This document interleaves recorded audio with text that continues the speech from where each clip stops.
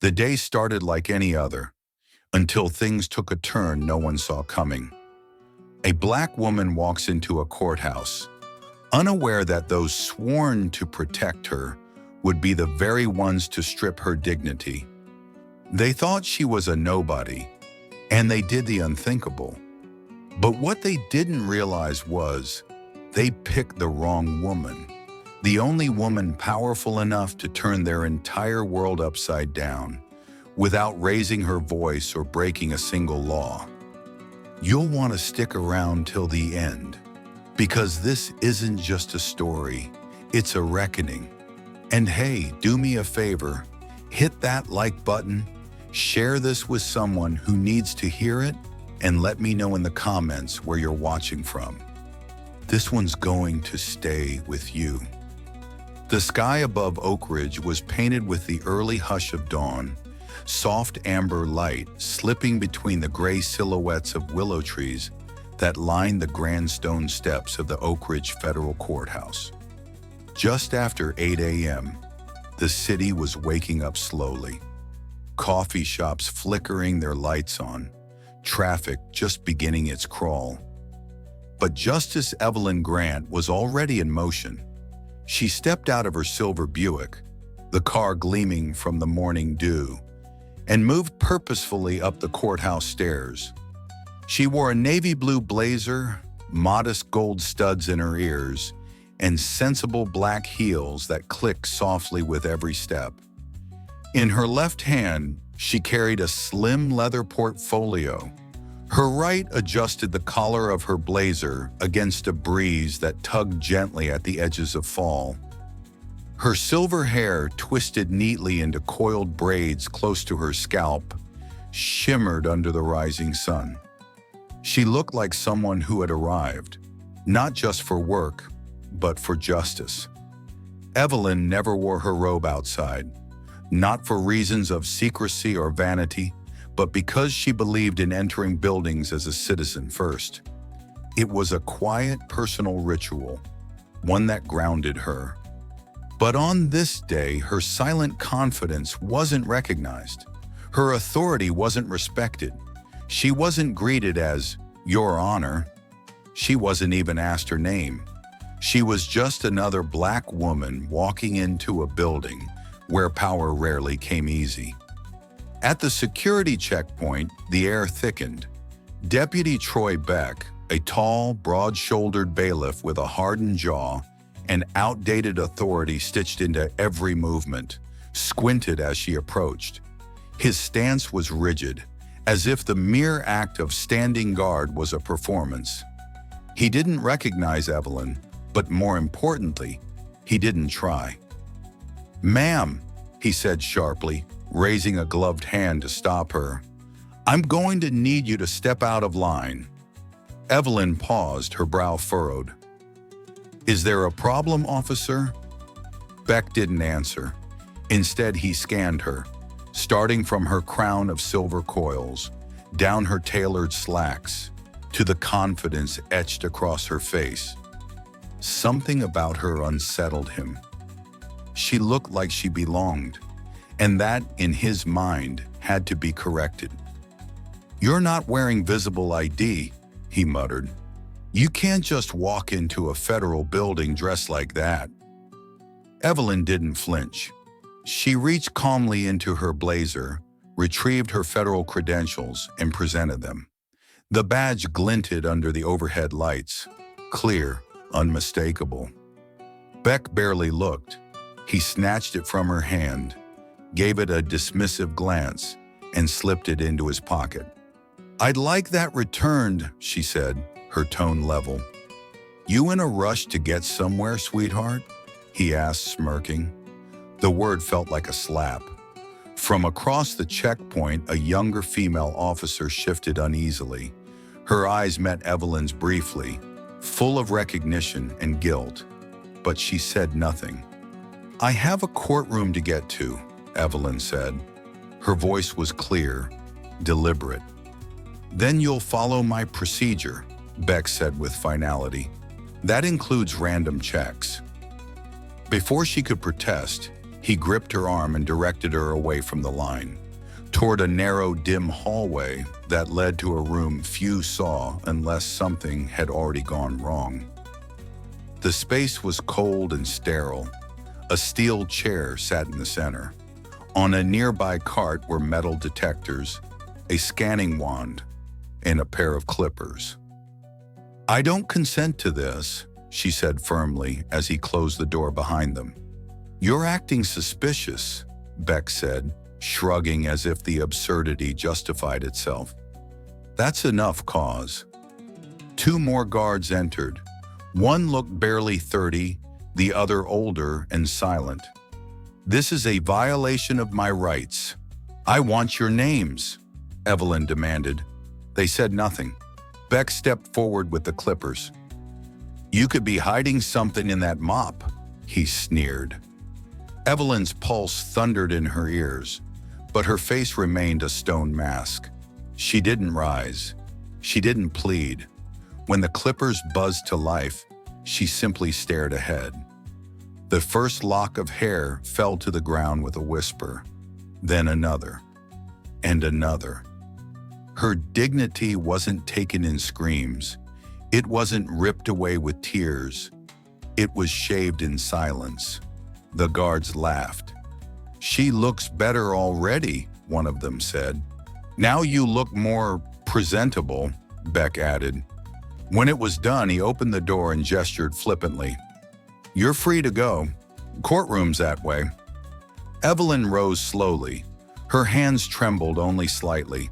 She retrieved her badge from the desk without permission and walked out into the hallway. Each step echoed louder than the last, not with fear, not even with humiliation, but with purpose. Because what Beck didn't know, what none of them knew, was that Evelyn Grant wasn't just there for the day's docket. She wasn't a defendant. She wasn't a visitor. She was the judge. And the courtroom they'd assaulted her in, it was hers.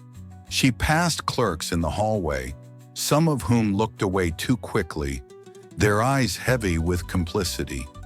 The silence in the corridor was thick, suffocating, but Evelyn didn't stop. She would not give anyone the satisfaction of seeing her flinch, let alone break. At the double doors of courtroom 3, the low murmur of voices filtered through. It was a high-profile hearing. The matter at hand, charges of misconduct, excessive force, and civil rights violations against officers from the Oak Ridge Police Department, stemming from a protest the year prior. The case had attracted national media, legal scholars, and civil rights watchdogs. The gallery was full. Cameras hovered just outside the building, and journalists were already tweeting live updates. Evelyn had been scheduled to enter through her chambers, where her robe waited neatly folded on a hanger. But today that plan no longer mattered. She reached the doors, inhaled slowly, and pushed them open. Conversations cut off mid-sentence. Heads turned. Silence followed. Her heels clicked like drum beats across the marble floor as she walked past lawyers, plaintiffs, and defendants. Her cropped and uneven silver hair, still bearing the marks of brutality, was exposed under the courtroom's fluorescent lights. Whispers swirled like wind in a canyon. And then, as she stepped behind the bench and turned to face the courtroom, realization hit them. The woman they had watched be escorted like a suspect was the judge. Evelyn met no one's eyes. Not yet. She moved with silent precision, lifted her robe from the arm of her chair, and slipped it over her shoulders, slowly, deliberately. It draped over her like armor. She turned to the court clerk. "Is the docket ready?" she asked, voice level and sharp as steel. The clerk nodded. "Yes, Your Honor." "Then let's begin." Evelyn seated herself behind the bench. She didn't look toward Beck, who now stood frozen near the side door, his jaw slack. His eyes were wide with disbelief. For the first time in years, the man who thought himself untouchable looked very, very small. Evelyn's hands folded calmly on the bench. We will begin with preliminary testimony on Case 2471A, United States versus Oak Ridge Police Department. There was a rustle of papers. Attorneys shifted in their seats. The defense looked confused, rattled. Some still appeared indignant, resentful that a black woman could look like that and still sit in judgment of them. But Evelyn ignored them all. The first witness was called, a man named Leon Daniels, a warehouse foreman whose teenage son had been tackled and nearly choked to death during the protest. The boy had survived, but barely, and even now he still couldn't speak louder than a whisper. Leon took the stand, hands rough from years of labor, voice thick with grief. We begged for paramedics, he said, and they told us, he's fine, he's faking. His voice cracked. He wasn't faking. He couldn't breathe. Evelyn didn't interrupt. She didn't need to. Every word he spoke cut through the courtroom like glass. When Leon stepped down, Evelyn spoke softly. Thank you, Mr. Daniels. You've been heard. A recess was called. The gallery buzzed with whispers, but no one dared raise their voice above a hush. Even the journalists seemed unsure how to process what they had witnessed. Evelyn remained seated, and when the room emptied, she finally turned her gaze to Beck. Deputy Beck, she said, her voice ringing across the chamber. He froze. Step forward. He hesitated, then shuffled like a man walking toward his own gallows. State your name for the record. Hank. Sorry, Troy Beck, ma'am. Your Honor. How long have you worked at this courthouse? 14 years. Evelyn leaned forward. And in those 14 years, how many women have you assaulted in that screening room? Beck blinked. I didn't know who you were. I thought, that's not what I asked. He looked around for help. None came. Evelyn continued. There are 12 formal complaints against you, all buried, all dismissed, and I want you to hear this clearly. Because you assaulted a federal judge inside her own courthouse, you are now the subject of a federal criminal investigation. Her voice was a scalpel. Effective immediately, you are relieved of duty. 2 officers stepped forward. No, wait, Beck shouted. You can't do this. I already did, she said. They cuffed him. And the courtroom didn't clap. They didn't cheer. They watched. Quiet, reverent. Because what they were witnessing wasn't just punishment, it was reckoning. The doors shut behind Troy Beck with a heavy thud that seemed to shake the walls. But the courtroom remained hushed, as if everyone had been holding their breath for hours. Evelyn sat motionless on the bench. Her hands were clasped together, but her mind raced through every courtroom she had ever presided over, every injustice she'd silently witnessed, every moment she'd chosen restraint over reaction. Today, that restraint had broken, not in violence, but in purpose. Her clerk approached cautiously. Your Honor, she whispered, the next witnesses are being prepped. Evelyn nodded slowly. How long do we have? About 8 minutes. Evelyn turned her gaze to the gallery. The benches were momentarily empty, but echoes of what had occurred still lived in the air. The silence, the shame, the exposure. From behind her, the door creaked open. A young woman stepped inside, glasses fogged, a tremor in her breath. Evelyn recognized her immediately. Talia, one of the interns, smart and quiet, always fading into the edges of the courtroom. I saw it, Talia said, barely above a whisper. What he did to you, I didn't know what to do. I should have said something. I was scared. Evelyn studied her face. Then gently, thank you for telling me. That matters, Talia swallowed. If you need me to testify, I will.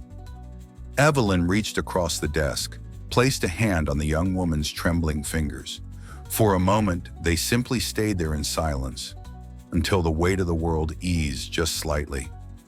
Then came the knock. The courtroom doors reopened. "All rise," the clerk called. And this time, they did.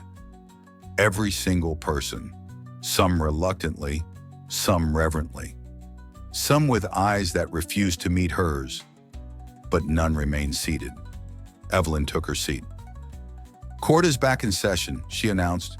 The next witness, Lieutenant Daniel Cook, was tall and polished. A man who had built his career on controlled tones and perfectly pressed uniforms. He sat with the posture of someone who believed in protocol more than people. The prosecutor began, asking about the protest, the use of force, and the injuries sustained. Cook answered calmly, citing crowd control, non-lethal tactics, and minor bruises. Evelyn let him finish. Then she asked, "Lieutenant Cook, do you consider a crushed trachea a minor injury?" He hesitated. "Well, no, Your Honor, of course not." "Then why," she continued, "did your report refer to it as soft tissue trauma, consistent with resistance?"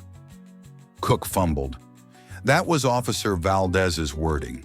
I reviewed it, but you signed off on it," Evelyn finished. He nodded reluctantly. "And you knew the victim was 17, unarmed?" "Yes, Your Honor." She stared him down. "Do you believe justice was served that day?" Cook paused. "We followed protocol." "That wasn't the question." "I can't answer that. That's not my role." Evelyn leaned back, the silence ringing louder than any objection. "No," she said, "it's mine." As the day stretched on, the courtroom became more than just a stage. It became a mirror, and everyone inside had to look. When Carmen Ellis, the former records supervisor, took the stand, the gallery shifted. Evelyn recognized her, quiet, capable, tucked away in the archives for nearly a decade. Carmen spoke of 12 formal complaints, dozens of informal ones, all filed against Beck, all vanished. "Who buried them?" the prosecutor asked. Carmen hesitated, then said the name that stilled the room: Judge Roland Pierce. Evelyn felt the breath leave her body. Pierce, her mentor, her sponsor, the man who once told her she was what the bench needed. He had signed every dismissal. When asked why, Carmen quoted him, "Too many complaints undermines public trust. Best to let it go."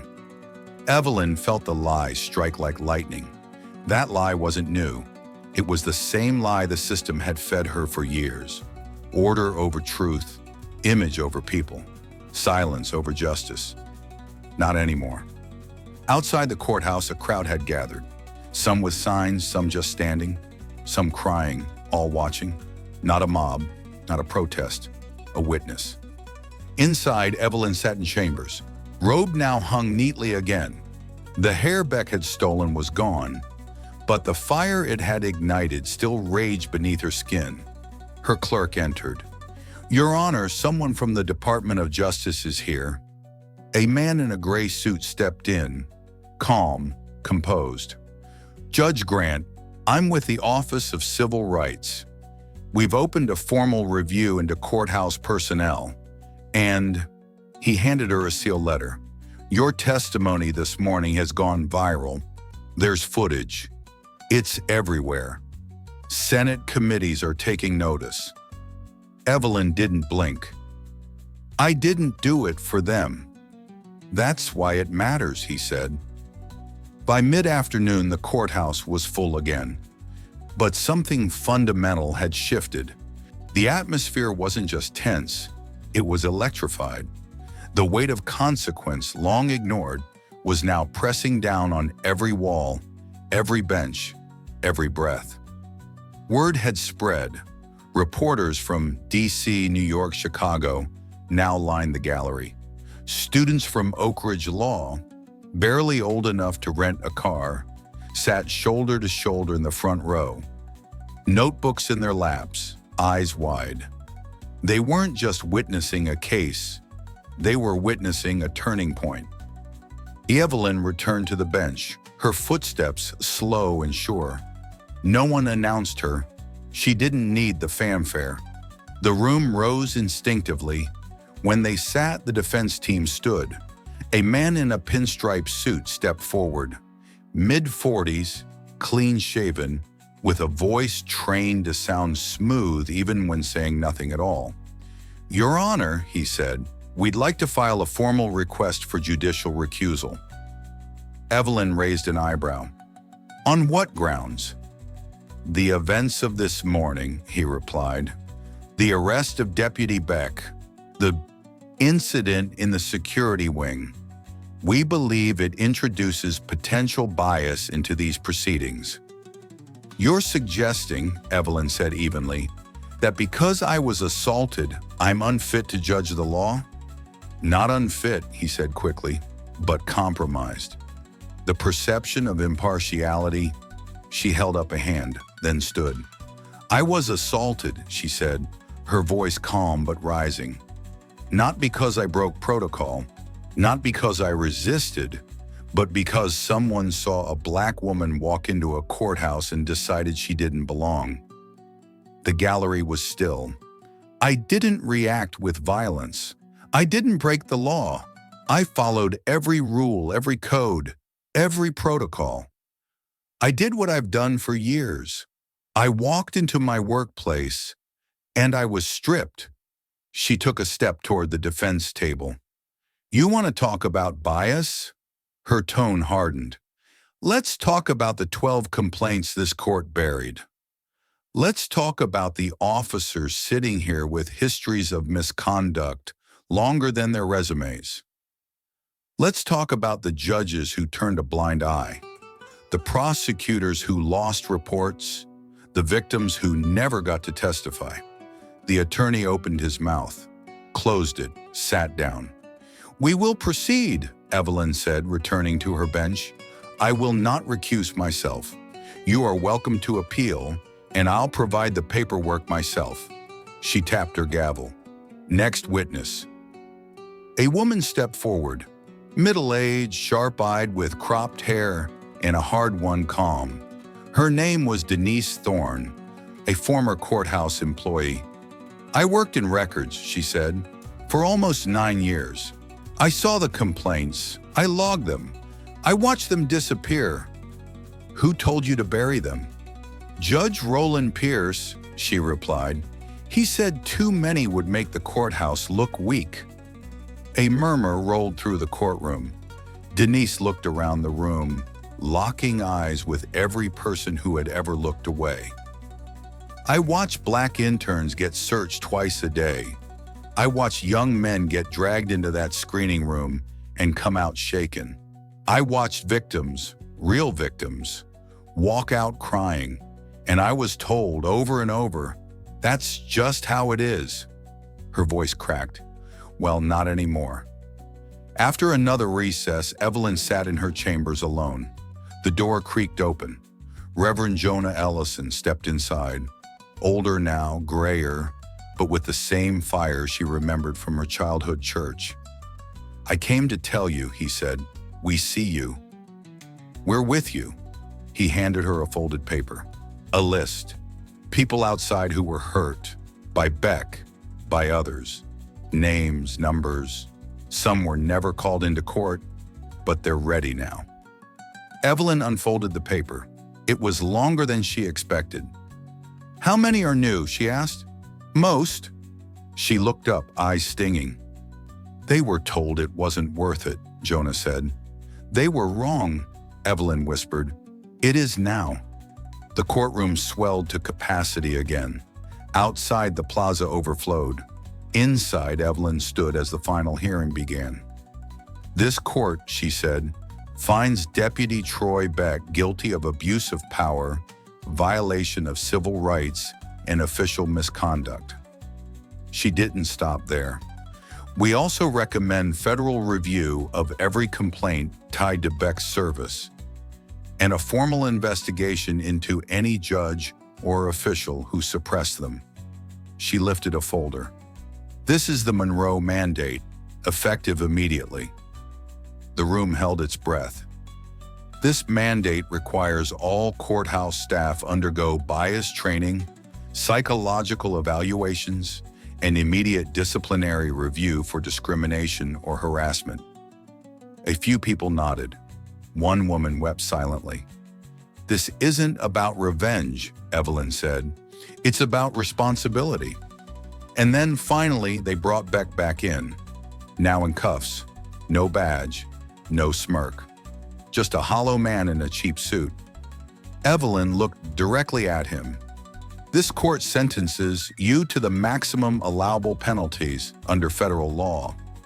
6 years for abuse of power, 5 for civil rights violations, 1 for obstruction. And here's the human part, she said, voice quiet but piercing. You spent your career deciding who deserved dignity. You thought the badge made you untouchable, that people like me would never hold the gavel. Well, now you sit where you put others. She turned to the guards. Take him away. As Beck was led away, the room didn't erupt in applause. It didn't need to. There was a different kind of silence now, one not born of fear or complicity, but of witness. People didn't move.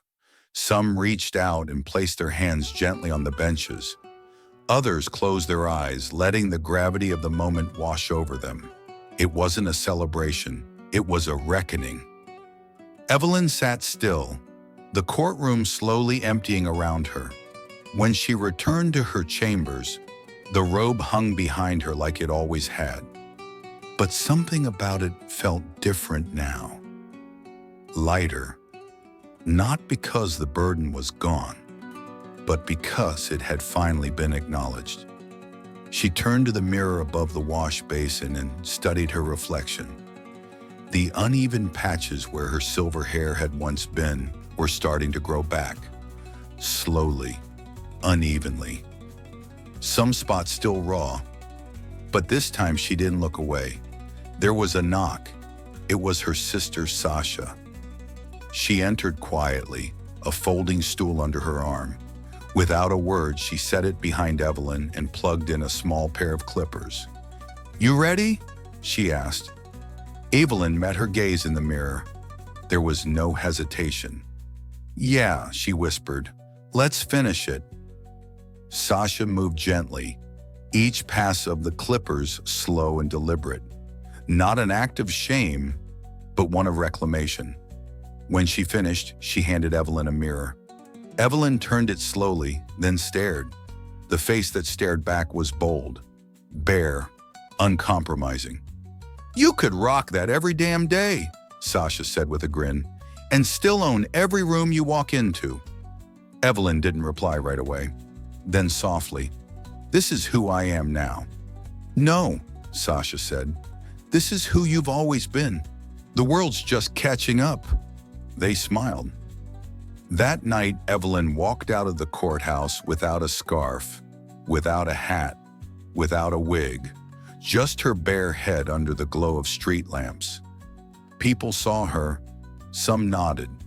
One woman, old and brown-skinned with thick glasses, gently touched Evelyn's arm. I never thought I'd live to see someone like you do what you just did, she said. Evelyn took her hand. You did more than survive, she said. You paved the road. Behind her, a teenager pulled back her hoodie, revealing a shaved head of her own. She didn't speak, just nodded. Evelyn nodded back. A silent inheritance passed between them. Weeks passed, then months. The robe stayed off a little longer each morning. The courtroom was quieter, more reverent, not because of fear, but because of recognition. When she stepped into the judge's elevator, The janitor gave her a nod and tapped a fist gently to his chest. One of the new officers offered a subtle thumbs up, then quickly looked away. At her next hearing, a simple civil dispute, the courtroom stood before the clerk even announced her. That had never happened before. Justice hadn't changed overnight. But something had, and Evelyn felt it in the way the silence in the courtroom wasn't hollow anymore. It was present, awake, watchful. The Monroe Mandate, named not by Evelyn but by the people around her, was adopted in courthouses across the state. Other judges followed. A bill made its way through Congress. Evelyn hadn't set out to spark reform. She just refused to back down. And that refusal had been enough. Months later, she visited a middle school classroom. She was asked to speak about courage, justice, truth. She expected 10 kids. There were 50. They'd watched the trial, read the articles. Some had written essays. One had drawn a cartoon of her, holding a gavel like a lightning bolt. A poster hung in the back that simply read, "Be like Judge Grant." She didn't speak long. She didn't have to. One student asked, "How do you stay calm when people hate you?"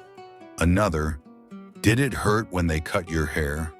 Another, "Did you ever want to give up?" She answered all of them. Then came the last question, from the quietest girl in the room. "Do you still believe in the system?" Evelyn paused, then said, "I don't believe in what the system was, but I believe in what it can become. And I believe in people like you, asking that question. That's how it changes." She cried in her car afterward, not from pain, from hope. Not long after that, the White House called. They wanted to award her the Presidential Medal of Justice. The ceremony would be televised, speeches written, dignitaries flown in. But none of that mattered to Evelyn. What mattered was who would sit in the front row. Sasha, her former intern, now a law student, Talia, Reverend Jonah Ellison, and in the far corner, surrounded by senators and legal scholars, sat a little girl with a quiet voice and big questions. When Evelyn stepped to the podium, the applause swelled, but she didn't raise her hand. She didn't smile. She just spoke. "I wasn't supposed to be here, not because I wasn't qualified, but because for most of my life, systems like this weren't built with people like me in mind." She looked out across the crowd, and when I finally arrived, I was still told, without words, sometimes without even knowing, "You don't belong." She paused, but I stayed. I stood. I made them see me. I'm not here because I'm special. I'm here because I survived a moment that should have broken me, and because I knew too many others who didn't. This medal isn't just mine. It belongs to every woman who was told to stay quiet, every man who was told justice wasn't for him, every child who saw the law and only saw fear. This is for you. The applause this time wasn't thunderous. It was deep, full, like people clapping not out of obligation, but from somewhere much older. Far away in a state prison across the border, Troy Beck watched the ceremony from a small television mounted to the wall. His face was blank, his body still. He didn't move, didn't speak. He just stared. As the woman he once tried to strip of dignity stood before the nation and was honored for the very strength he tried to erase. The screen went dark, but the silence stayed, not as punishment, but as truth. Because truth, it turns out, is the one thing he couldn't silence. And that is how Justice Evelyn Grant didn't just uphold the law. She became its reckoning, not with revenge, but with resolve, not with power, but with presence, and not just for herself, but for all of us.